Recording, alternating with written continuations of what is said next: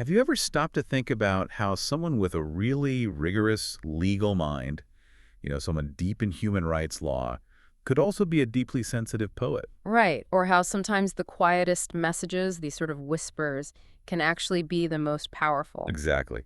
So today we're diving into the extraordinary world of Manuel del Valle y Colon and his book Whispers. And this collection, it's dedicated, interestingly, to those who speak softly about the things that really matter. Hmm. So our mission today really is to unpack his remarkable life and his work, which spans justice, culture, deep human emotion.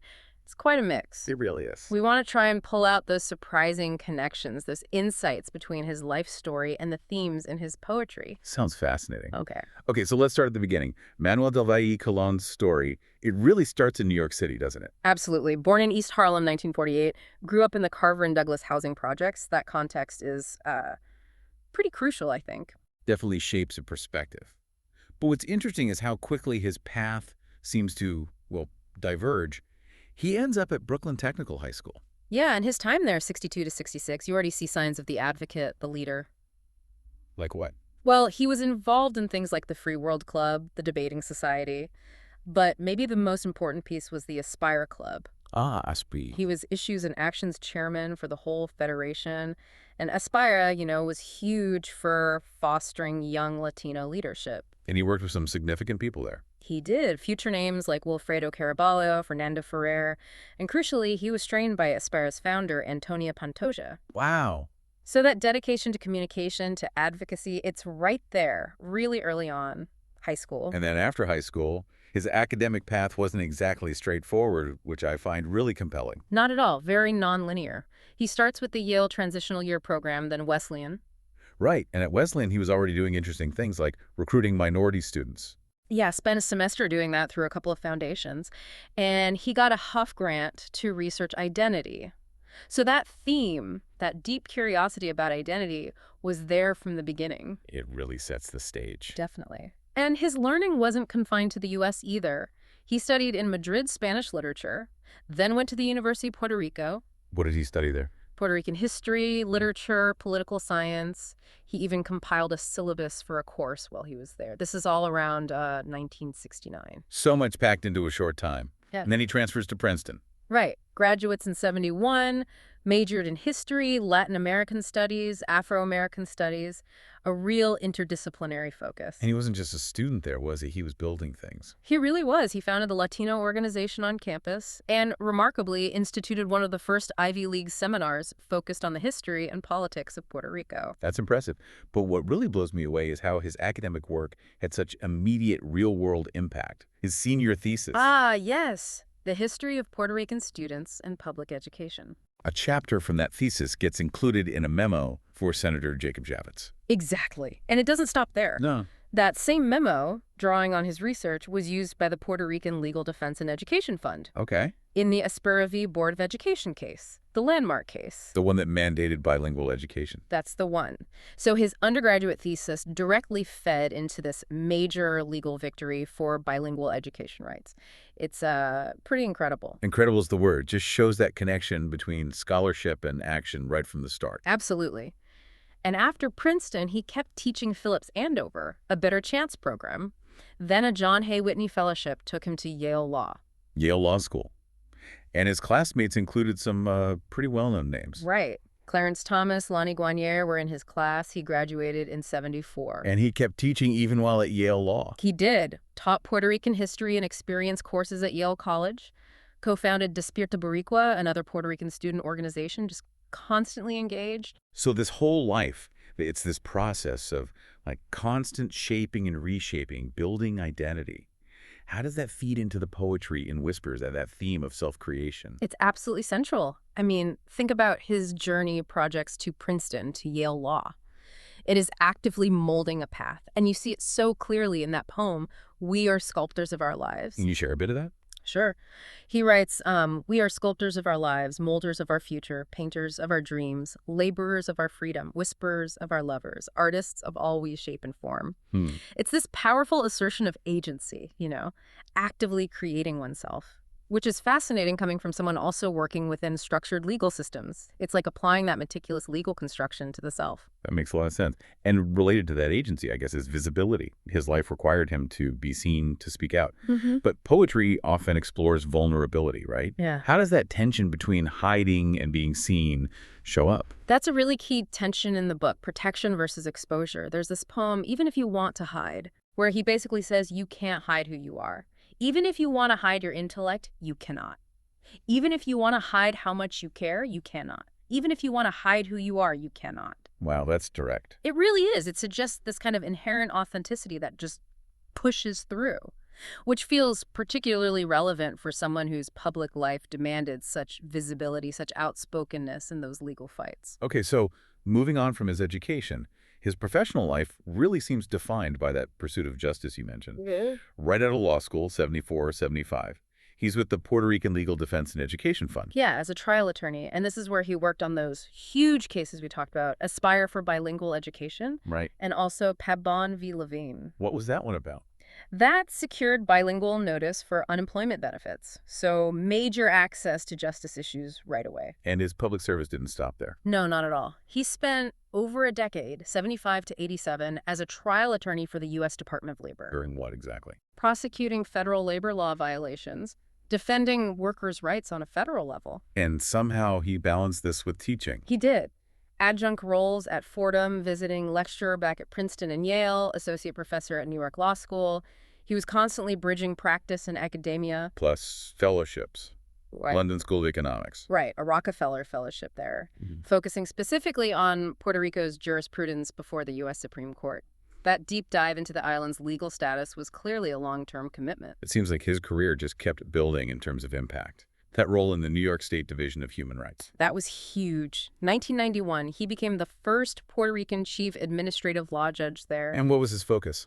He prioritized racial and sexual harassment cases and also AIDS discrimination cases, really tackling critical, often difficult human rights issues head-on, a major legacy in New York. And later, a long stint as an administrative law judge in Puerto Rico itself. Yes, for the Social Security Administration from 2004 to 2020. So a career deeply rooted in legal process, administration, and fighting for rights. Given all that legal precision, that focus on giving voice to the unheard, how does that translate into his poetry about language and connection? Well, it's fascinating. He explicitly credits learning languages like Chinese, Thai, and Japanese with expanding his whole linguistic, cultural, and spiritual vocabulary. Yeah. You feel that breadth in the poetry. It brings a certain precision, maybe, but also a philosophical depth. There's that poem, Phones and Morphemes, where he gets right into the mechanics of language. Right. He talks about how sounds get meaning, how the more you say, the more sounds you need to generate the attachments that link us to each other. It's almost like a linguistic blueprint for connection. But then he pivots, doesn't he? He says something about how none of that is needed for breathing, for meditating, for understanding the wind. Exactly. He sets up the structure of language and then says, essentially, that true understanding, the kind you get from nature, from quiet contemplation, transcends that structure. So language connects us, but it also has limits. Precisely. It's this really interesting balance. And maybe that limitation is why memory becomes so important in his work. How so? Well, if formal language can't capture everything, maybe memory is how we hold on to those deeper, fleeting connections, those intuitive truths. Like in the poem, I Take Pictures of You. Yes. He talks about freezing moments, capturing memories, because the world tries to erase everything that truly matters, replacing it with fleeting thrills. Memories, he suggests, last forever. They whisper that sense of agency that we controlled what happened and can always do that again. It's like creating a personal archive against loss. A bit like a legal record, perhaps, but for the soul. And that idea comes through so strongly in Sorrow and Joy Last Forever. What does that one say? It emphasizes that these deep emotions last, not necessarily in clock time, but in the memories we hold on to. He concludes that everything is fleeting except the memories that give life meaning. So memory is where the real substance lies. That seems to be a core insight. It's what endures. Beyond language and memory, his poetry seems to really delve into imagination, perception, even the subconscious and the cosmos. Absolutely. It opens up these much wider vistas. There's a sense of wonder, of mystery. Like you build palaces in your mind. Yeah, you build palaces in your mind and swimming pools in your heart. swayed by the beauty of the words that come to you like a new song or poem. It suggests this incredible internal landscape. How do you see that connecting to his, say, legal mind? Does that require a similar kind of building? I think it does, actually. Building a legal case, especially a complex one, requires immense imagination. You have to construct arguments, build narratives from facts, anticipate counter-arguments. It's a creative act in its own way. So that internal palace building isn't just poetic fancy, it's maybe related to that rigorous mental construction needed in law. It could well be. Harnessing that inner creative power for truth-seeking, whether poetic or legal. And then you have poems like Fireworks. What's heavy there? He describes the universe itself beckoning, calling on the hearts of lovers to beat ever more slowly as they synchronize to its cadence. It's this feeling of deep connection, of synchronicity between the personal and the cosmic. A search for patterns, for deeper meaning beyond the everyday. Exactly, which feels very much in line with someone dedicated to uncovering deeper principles, whether in law or life. He also writes a lot about nature, doesn't he? Finding one's place, natural rhythms. Water seems important. Very much so. Like in The Water Belongs to the River. It's about belonging, flow, the natural order. But there's that line about agency, too. Each of us is a tornado. Right. Each of us is a tornado with the ability to remove all obstacles that prevent us from seeing the world as it's, the river as it is, and the water as it is. That's such a powerful image, a tornado within the flow. How does that balance with working within systems like law? It's a fascinating tension, isn't it? His career involved navigating and changing systems, but the poem emphasizes this almost elemental individual power to clear perception, to change how we see things. It suggests real change starts internally with that kind of focused energy. Like an internal force that can reshape your reality. Yeah, maybe breaking through obstacles in perception first. And that connection to nature, to its rhythms, you see it again in poems like Sea Waves rolling in and out. It's a very grounded sensory perspective. Okay, so we've seen the builder, the lawyer, the connector, the nature observer. What about facing hardship? Themes of courage, resilience. Oh, they're definitely there.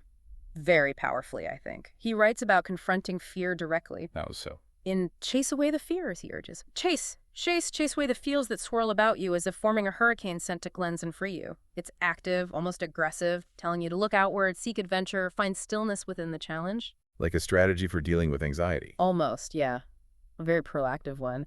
And then there's the Scarecrow poem. The scarecrow as resilient. Yes. He describes it as scrappy, a lover of hiking paths, delighting in the different, exotic, stranger, unafraid.